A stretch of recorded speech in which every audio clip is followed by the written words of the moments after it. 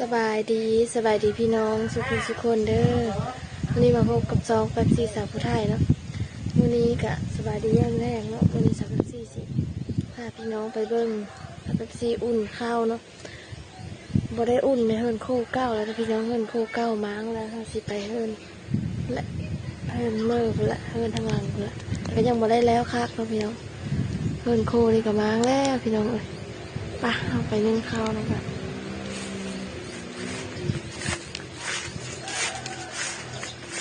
ม้างแล้วพี่น้องน้าบ่าวคนมาก็เลยคนว่ามันสีฮักเพราะว่าคางมันก้องแล้วพี่น้องคางมันก้องก็เลยย้ายพากันย้ายมาเนาะตอนนี้ก็เราชิ้นนึงเข้าแล้วมันเดี่ยว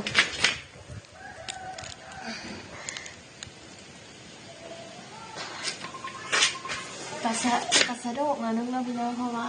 อันที่เฮิร์นเพื่อล่มนะมาเฮิร์นเนี่ยก็ล่มกันได้เนาะกระโดกเลยเป็นเลยจะไปเฮิร์นโค้งล่มไปแล้วครับประตูก็ยังบ่ได้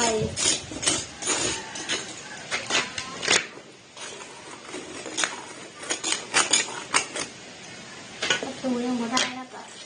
โบกก็ยังทันโบกจะอยู่ไปก่อนซื้อข้าวเพื่อซื้อข้าวมันแล้วเพื่อซื้อข้าวให้แล้ว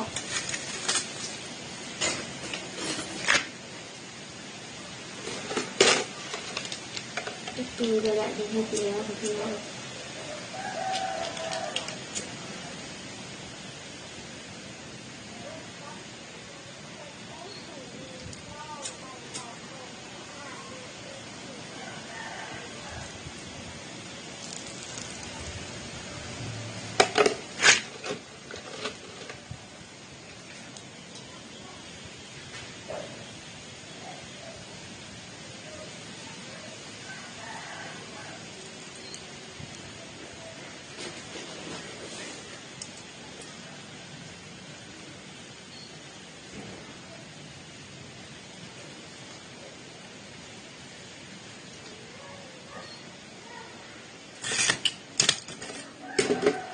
แล้วก็นี่ท่าน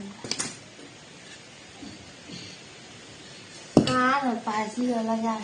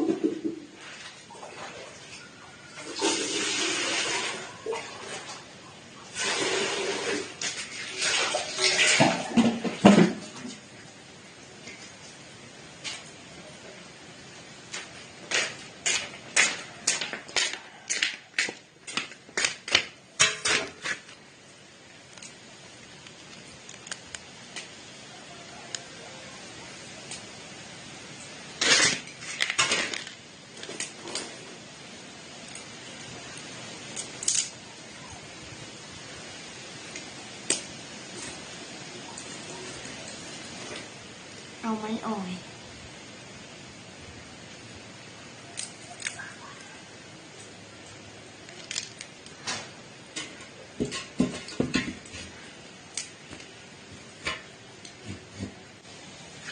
แล้วพี่น่าจะมาโจ๊กข้าวเย็นแล้วพอเขาอุ่นข้าวเย็นเอาดิ เ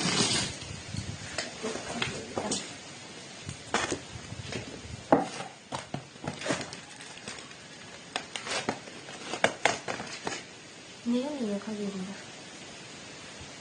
กินอยู่บ้าน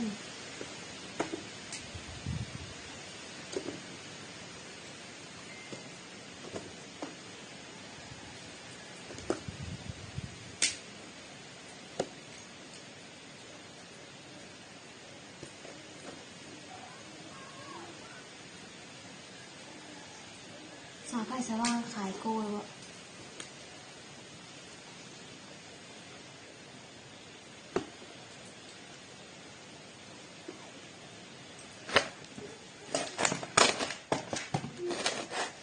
นี่เดี๋ยวก็สิเป็นตาอุ่นวันนี้อุ่นดอกโชว์ก็เลยลองโชว์เท่านี้เลยว่าอุ่นไปจ้าพอดีวะมันจะไปชื่อได้ไงฮะ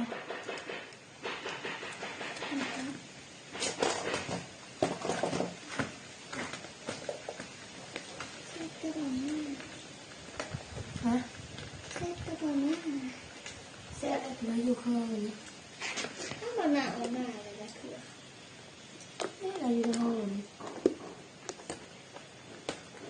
แซ่บว่า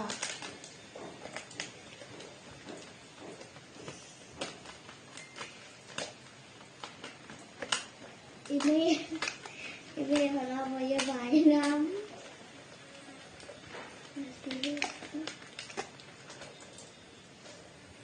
นี่กัน โอ้นั่นอี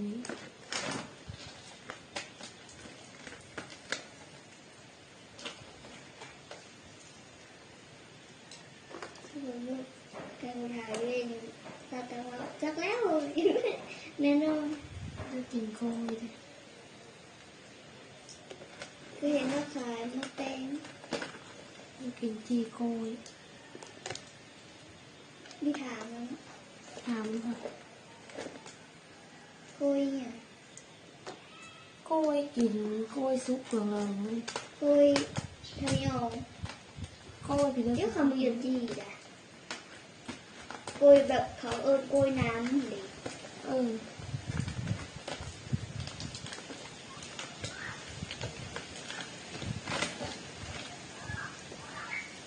สภาพเราก็จะไปมันล่ม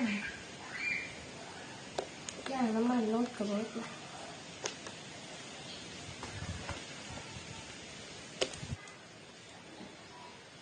เจ้าคือสิบ่มีผู้เยอะกินข้าวเย็นดอก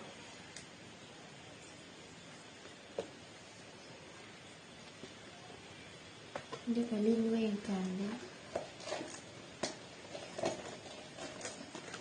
ถ้าจะเป็นอะไรบุญได้พนมเดินแล้วก็ไม่ไปเลย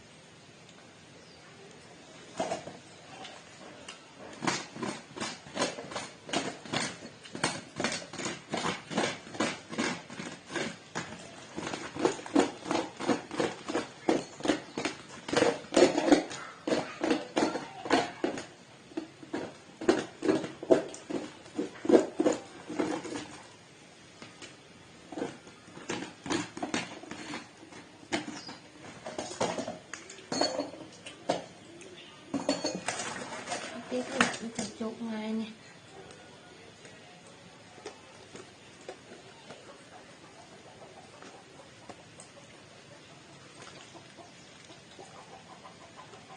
เหนียวนี่ก็กินได้อยู่นะ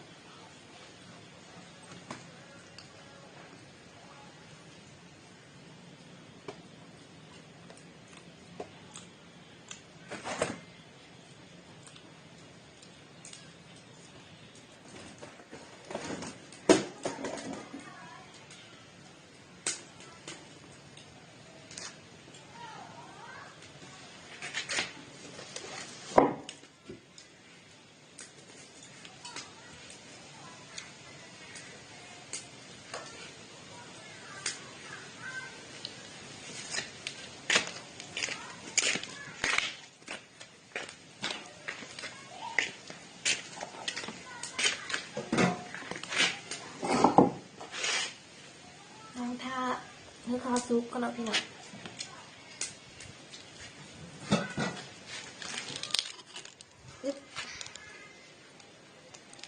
ตอนนี้ก็อายขึ้นแล้วเนาะพี่น้องเฮากำลังสิสายและเฮากับสิบอมหลายเนาะมาเบิ่งน้ำเดียว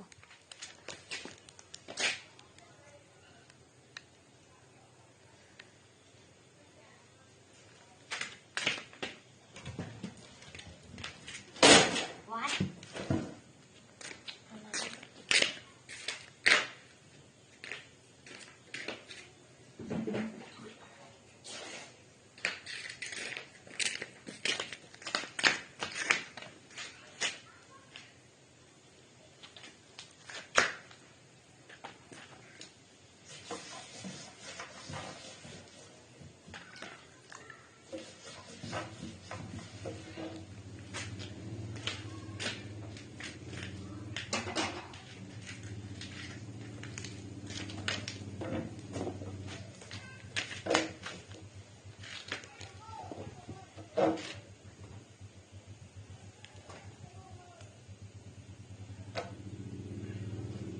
เดียวมาก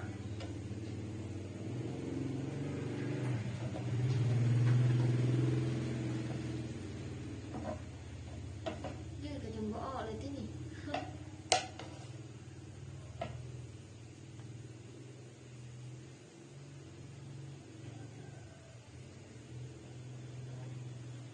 บน เป็นยังคือมึง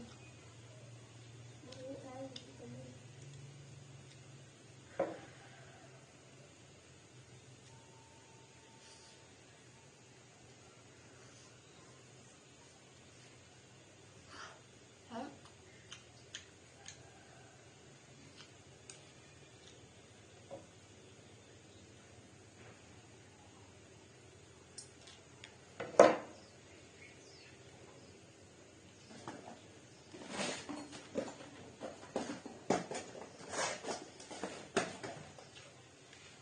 เกิดจากที่เรามาจากโจ๊กสบายพอมันมีแพ้แย้งนั่นเราพอถ้าสิบ่ได้กูดเลยนะแพ้แย้งเราบ่ได้เอาโบ้งกูดบ่ได้อันนั้นจ้ะถ้าโจ๊กมันก็ออกเลยมันก็ติดอย่างอีก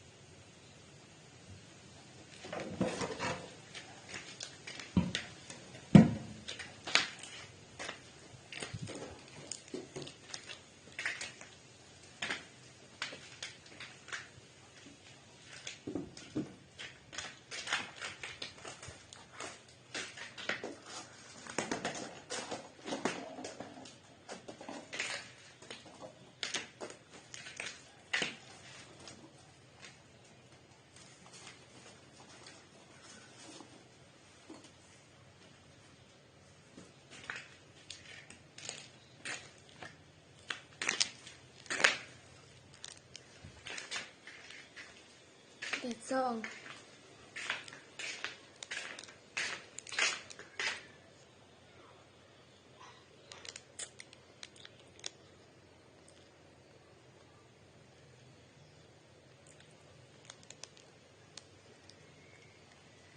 แต่สำหรับคลิปนี้ก็ขอจบเพียงเท่านี้นะพี่น้องคลิปหน้าพอเดี๋ยวไม่อย่าลืมเบิ่งโฆษณาและกดไลค์กดแชร์กดติดตามเพื่อแป๊บซี่เด้อสำหรับคลิปนี้ก็บ๊ายบายคลิปหน้าพบกันใหม่พี่น้อง